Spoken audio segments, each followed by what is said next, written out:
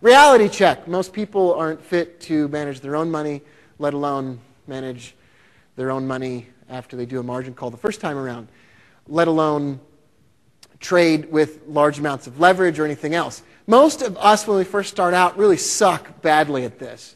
And it's just the way it is, right? But it doesn't mean that you shouldn't do it at all. I think the CFTC and the NFA are the only people on earth that think that you should never do this at all.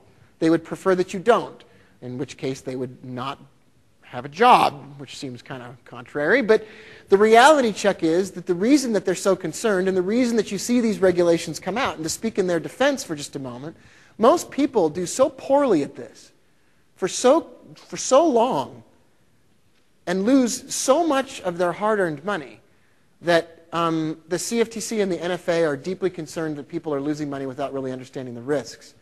Now, if you're a libertarian, then you believe that that's your right and your prerogative, and you believe that the government should build roads and protect your family from harm, and then they should get out of the way. And the reality check is, if you want that freedom to do things the way that you want them, we're all going to have to jump up a whole extra measure in the responsibility arena and do better. I've said this 1,000 times, so this is a boring question, but does anybody know what the least profitably traded currency pair on earth is? What's the least profitably traded currency pair? Does anybody have, someone said the Thai baht and the ruble. Those are not correct answers. Yeah, the Orient Express. It's the pound yen. The pound yen is a very, very popular currency pair for traders. And it is the least profitably traded currency pair in the world. Why is that? It's just so volatile. You know, your stop gets hit really easily. People get used to trading the euro dollar. They switch over to the pound yen. And I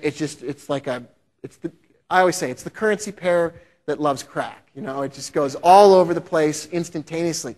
Does anybody have a guess as to what the most profitably traded currency pair is typically? Yeah. Well, let's have it. The Aussie Kiwi. The Aussie Kiwi. Imagine that. It doesn't move very far. It has a huge spread. So all this stuff you hear about, you know, I'm trading with a tighter spread because I'm going to be more profitable trading with a tighter spread. That's actually not necessarily the case. So a lot of these things you hear people say, never hold a trade over the weekends, never start a land war in Asia. You know, somebody should have told the Bush administration that. But, most people think that you can't trade some of these currency pairs profitably because of the spread or because of whatever else. Remember that trading profitably has a lot more to do with your own testing, your own needs for leverage, your own desire to make $1 trillion within 5 minutes. These are the currency pairs we're going to talk about. We're not going to talk about the euro dollar because it puts me to sleep. It's boring. I think it's the most popular currency pair in the world to trade. Everybody trades it because it has a tight spread and people feel like they get to profitability faster. But it's not necessarily the most profitably traded currency pair. People thought that the Hindenburg was safe.